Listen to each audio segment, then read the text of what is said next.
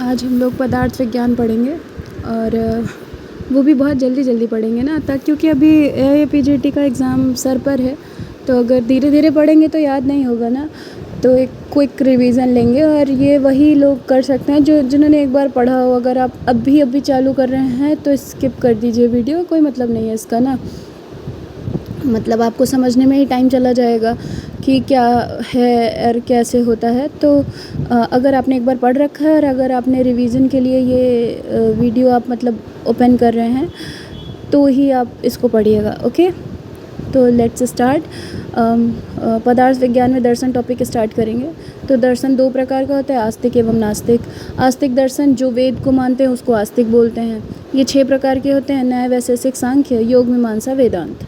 ठीक है, तो न्याय दर्शन जो होता है वो उसको हम लोग आन्वीक्षिकी विद्या भी बोलते हैं, तर्क विद्या भी बोलते हैं एंड वाद विद्या भी बोलते हैं। ठीक, आन्वीक्षिकी ज़्यादा इम्पॉर्टेंट है और ऐसे याद रखना है कि तर्क से न्याय मिलता है, वाद विवाद करते हैं तभी न्याय मिलेगा।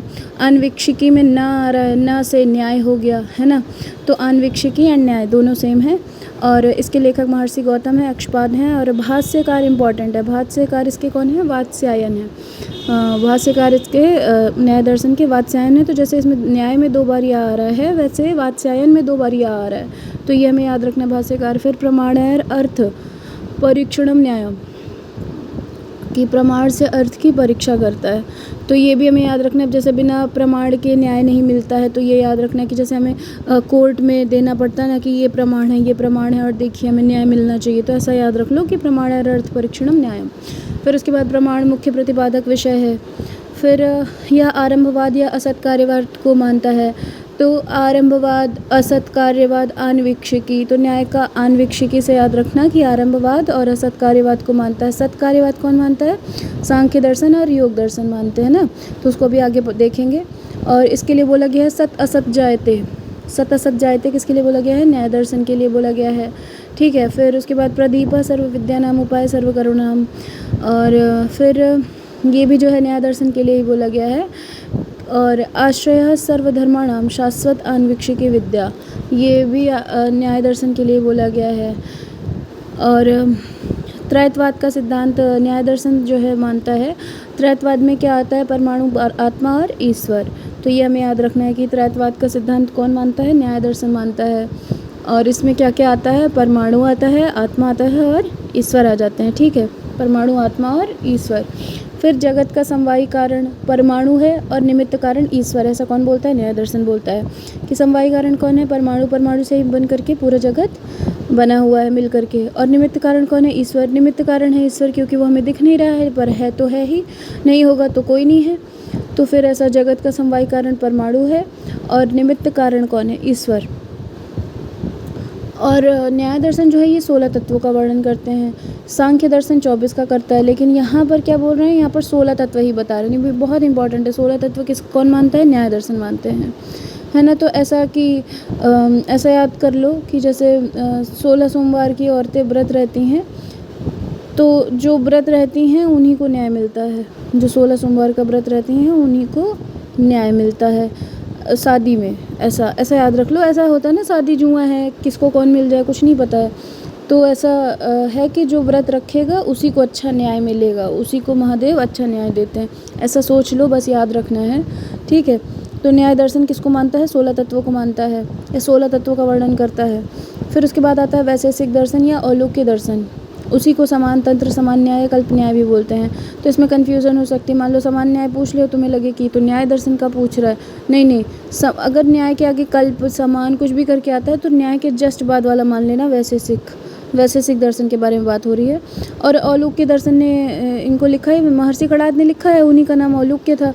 और समान तंत्र भी इसको बोलते हैं, वैशेषिक, समान, है ना। एक होता है विशेष और एक होता है समान। तो वैशेषिक, अगर वैशेषिक है, विशेष है, तो समान भी साथ में आएगा, तो समान तंत्र बोला गया है, ऐसे याद कर लो। और समान न्याय, कल्प न्याय दोनों बोला है। फिर इसके लेखक महर्षि कणाद हैं। अब वात्स्यायन किसके भाष्यकार थे? न्याय दर्शन के। पर यहाँ पर जो भाष्यकार हैं वो प्रशस्त पाद हैं। यहाँ पर भाष्यकार कौन है? वैशेषिक दर्शन के प्रशस्त पाद को बोला गया है। अब जैसे वैशेषिक में सा आता है, वैसे भाष्यकार में भी इनके जो प्रशस्त पाद बता रहे हैं उसमें भी सा आएगा, है ना, प्रशस्त पाद। फिर क्या बोल रहे हैं? कणादम पाणिनीयम च सर्वशास्त्रोपकारकम। कि कणाद जो है वैशेषिक दर्शन लिखते हैं और पाणिनीय जो है व्याकरण महाभाष्य लिखते हैं। तो अथातो शब्दानुशासनम, तो ये सभी दोनों शास्त्रों के उपकारक हैं, कणाद और पाणिनीय। क्या बोला है? कणादम पाणिनीयम च सर्वशास्त्रोपकारकम, वैशेषिक दर्शन के लिए लाइन आती है। तो कणाद जो है वैशेषिक दर्शन लिखते हैं और पाणिनी जो है व्याकरण महाभाष्य लिखते हैं। तो ये हमें याद रखना है। फिर प्रथम अध्याय इन्होंने क्या बता दिया वैशेषिक दर्शन ने? अथातो धर्म व्याख्यास्यामः, कि वैशेषिक दर्शन का जो प्रथम अध्याय है वो अथातो धर्म व्याख्यास्यामः, धर्म की व्याख्या करने वाला है। फिर टीकाकार कौन है? टीका क्या क्या इस पे लिखी गई है वैशेषिक दर्शन में, वो इम्पॉर्टेंट है। व्योमवती किरणावली, व्योमवती व से वैशेषिक, व से व्योमवती। सेकंड है किरणावली, वैशेषिक के लास्ट में का आता है तो ये का से किरणावली हो जाएगा। अब ये इंपॉर्टेंट है न्याय कंदली। तो अभी जैसे हम लोग पढ़ रहे थे कि न्याय के पहले कुछ आ जाए तो वो वैशेषिक से रिलेटेड है, वैसे ही न्याय के बाद भी कुछ आएगा तो भी वो वैशेषिक दर्शन से रिलेटेड है, जैसे न्याय कंदली। तो ये किसकी टीका है? वैशेषिक दर्शन पे टीका लिखी हुई है। सेतु भी वैशेषिक दर्शन पे है और 10 पदार्थी भी टीका जो है वो वैशेषिक दर्शन पे। तो सेतु और 10 पदार्थी थोड़ा याद रखना है वैशेषिक दर्शन के लिए। फिर अतो यतो अभ्युदय निर्शेष सिद्धि सधर्म, ये जो है किसके लिए बोला गया? वैशेषिक दर्शन के लिए बोले। तो हमें याद रखना है कि अतो यतो अभ्युदय निश्रेयस। अब देखिए निश्रेयस बोल रहे हैं ना, सा दो बार आ जा रहा है, तो वैशेषिक से याद रख लो कि वैशेषिक में भी 2 बार सा आ रहा है, यहाँ पे भी निश्रेयस ऐसा बोल दिया है, सिद्धि सा धर्म, तो वो वैशेषिक का ही है। अब इसका वैशेषिक दर्शन का उद्देश्य क्या है? तत्व ज्ञान है ना, कि तत्वों का ज्ञान होना इसका मुख्य उद्देश्य है, कि तत्व का ज्ञान हो। और आत्मा को इसने जो है अनेक माना व्यवस्था के लिए, आत्मा को इसने अनेक मान लिया कि व्यवस्था के लिए। और फिर व्यवस्था का अर्थ जो है प्रतिनियत बता दिया, कि व्यवस्था का जो अर्थ है वो क्या है? प्रतिनियत है। फिर पदार्थ इसने 6 माने हैं, वही द्रव्य गुण कर्म का समान विशेष समवाय जो हम लोग नॉर्मली पढ़ते हैं, बस इन्होंने अभाव नहीं माना है। तो ये इंपॉर्टेंट है, वैशेषिक दर्शन ने कौन सा पदार्थ नहीं माना है? अभाव को नहीं माना है। जो एक्सेप्शन है वही हमें याद रखना है, अभाव को नहीं माना है। परमाणुवाद और पीलूपाक को मानते हैं, बहुत इंपॉर्टेंट है, बार बार पूछा जाता है। परमाणुवाद और पीलूपाक को मानते हैं, कौन मानता है? तो ये वैशेषिक दर्शन मानता है। अच्छा, ये परमाणुवाद मानते हैं, परिणामवाद कौन मानता है? परिणामवाद योग दर्शन मानता है ना, ये हमें याद रखना है। फिर अरस्तु के सिद्धांतों से प्रभावित चीनी भाषा में भी अनुवाद हुआ है, भी इम्पोर्टेंट है कि चीनी भाषा में किसका अनुवाद हुआ है? वैशेषिक दर्शन का अनुवाद हुआ है ना। फिर उसके बाद जो है आकाश में शब्द गुण नहीं मानता है, तो आकाश में जो है शब्द गुण कौन नहीं मानता है? वैशेषिक दर्शन नहीं मानता है। अब ऐसे पूछ रहे कि आकाश में शब्द गुण कौन नहीं मानता है, तो स से शब्द है और वैशेषिक में भी श आता है, तो ऐसे याद रख लेंगे कि वो शब्द गुण नहीं मानता है, आकाश का शब्द गुण नहीं मानता है। ठीक है, उसके बाद है सांख्य दर्शन। सांख्य दर्शन में तत्व 24 माने, इस संख्या के आधार पर ही सांख्य दर्शन नाम दिया गया है। सांख्य दर्शन में 24 तत्व अभी हमने डिस्कस किया था, 16 तत्व न्याय दर्शन ने माना था, सांख्य दर्शन 24 तत्व मान रहे हैं। लेखक इसके महर्षि कपिल हैं, न्याय के गौतम थे, वैशेषिक के महर्षि कणाद या उलूक थे, और इनके महर्षि कपिल हैं। और भाष्यकार कौन थे न्याय के? वात्स्यायन थे। वैशेषिक के प्रशस्तपाद। और अभी जो है इसमें क्या है? लेखक महर्षि कपिल हैं सांख्य दर्शन के, और इसमें कपिल को जो है विष्णु का पंचम अवतार माना गया है कपिल को, सांख्य दर्शन के अकॉर्डिंग, कि कपिल को जो है विष्णु का पंचम अवतार है। करदम ऋषि की तपस्या से प्रसन्न होकर देवहूति को ज्ञान के लिए पंच सांख्य दर्शन बनाया गया। द्वैतवाद का सिद्धांत मानता है, जो सांख्य दर्शन है वो द्वैतवाद का सिद्धांत मानता है। त्रैतवाद का कौन मान रहा था? न्याय दर्शन मान रहा था। द्वैतवाद को कौन मान लिया?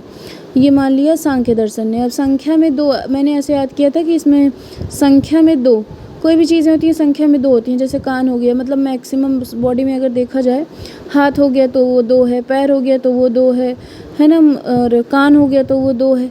तो ऐसे द्वैतवाद का सिद्धांत संख्या में जो है संख्या में 2 याद कर लो बस। फिर उसके बाद प्रकृति और द्वैतवाद के सिद्धांत में कौन कौन आ गया? प्रकृति और पुरुष आ गया। यहीं से बात आती है पंगु अंध का सिद्धांत, पंगु और अंध का। तो पंगु कौन है? पुरुष है, निष्क्रिय है, और अंधी कौन है? प्रकृति है, जो कि सक्रिय है।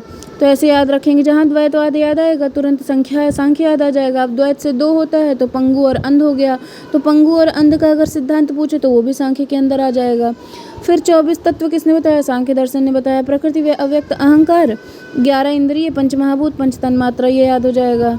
आत्मा, पुरुष और 24 तत्व मिला के 25 तत्व हो जाता है। आत्मा मिला करके 24 में 25 तत्व हो जाता है। तो यही सांख्य जो है 24 और 25 दोनों मानता है, और सुश्रुत जो है वो 25 मानते हैं। सुश्रुत भी 25 मानते हैं और सांख्य भी 25 मानते हैं, तो ऐसे याद हो जाएगा।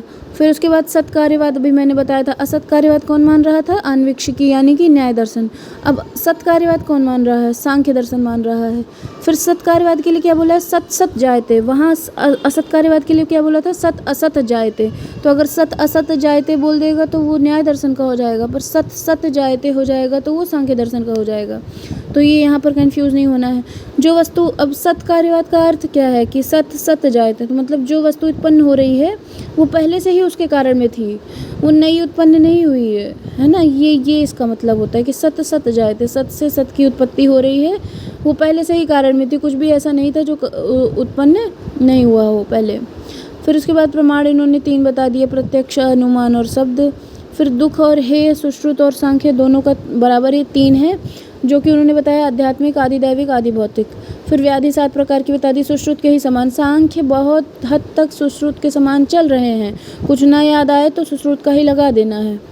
फिर उसके बाद अविवेक जो है इन्होंने बताया हेय का कारण है, तो अविवेक में वे व के ऊपर एक ही मात्रा आ रही है, हा पे भी आ रही है, तो ऐसे याद, अविवेक जो है हेय का कारण है। अविवेक हानि ना आ रहा है लास्ट में तो निवृत्ति का कारण है, तो अविवेक से हेय का कारण है और विवेक हानि निवृत्ति का कारण है।